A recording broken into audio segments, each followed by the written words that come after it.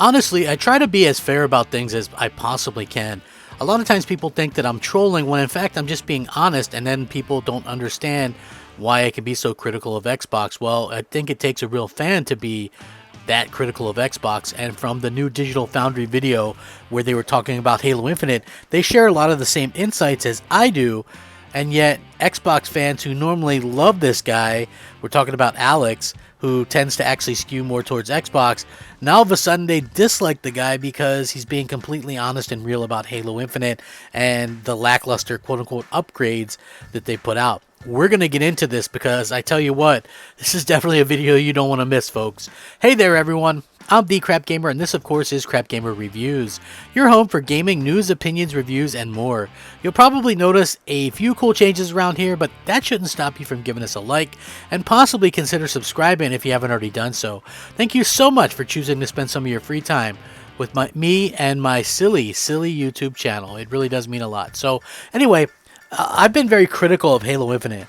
I can't believe that Microsoft was actually going to release that in the state that it was in last year. Honestly, it just blows my mind.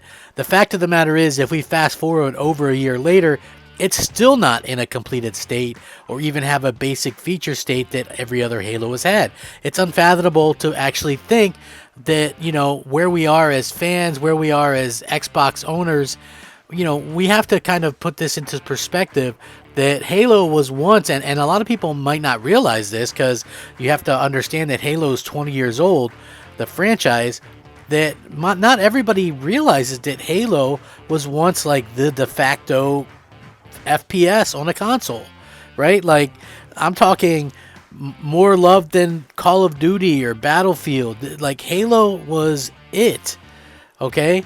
I'm being honest with that. Halo was it, and obviously the last hurrah for Halo, so to speak, was probably Halo 3, due to the fact that, you know, the emergence of Call of Duty and things like that afterwards, and now we have all these BR games and things like that. Obviously times change, and so people's tastes change, but what we see is Alex from Digital Foundry actually had some very interesting stuff to say about Halo Infinite, and just basically went on to talk about how this wasn't exactly what he thought. And I think we're going to go ahead and listen to that right now. I want you guys to let me know what you think. Let's listen to it.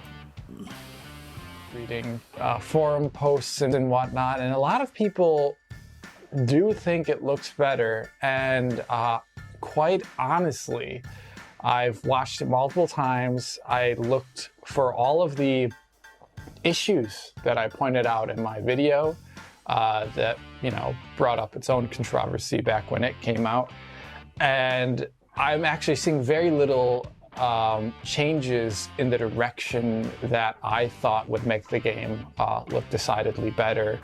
And, you know, I've seen people putting the cinematic moments side by side and whatnot from Ben, and I did not actually see great technical large differences between them in a positive direction. I actually saw some things that I thought looked worse than the initial campaign trailer showing of the cinematic, for example.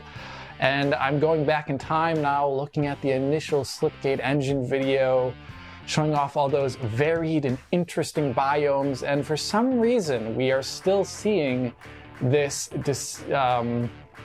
piney northwest of the United States or Canada biome that we've seen already now so many times before. Well, what about all like the diversity of like a typical Halo campaign? Where's the interesting looking deserts, or the, you know, like the like massive tree forest or something that we've also seen in Halo 4? Why are we not seeing any of these other more interesting visual things? We keep seeing this like the same thing over and over again. We just saw it, and I'm just not interested in what this area looks like, and I actually don't think it looks very good.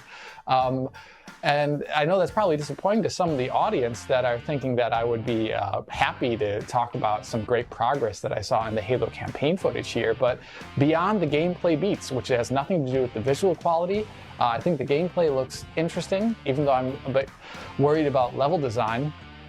I don't think they actually have shown or proven anything regarding the technical advancements the campaign has made since we last saw it. So there you have it, Alex talking about the Halo Infinite quote-unquote upgrades. And of course, there's going to be a lot of people that don't like what they hear from the man, but he's entitled to his opinion, and he's more of a professional. Like, he's definitely more of a professional than I am.